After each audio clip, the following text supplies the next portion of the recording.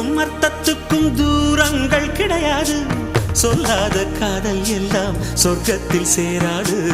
எண்ணிக்கை தீர்ந்தாலும் முத்தங்கள் தீராது.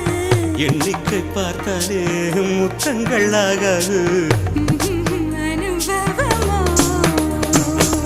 என் வீட்டு தோட்டத்தில் பூவெல்லாம் கேட்டுப்பார். என் வீட்டு ஜன்னல் கம்பி எல்லாமே கேட்டுப்பார்.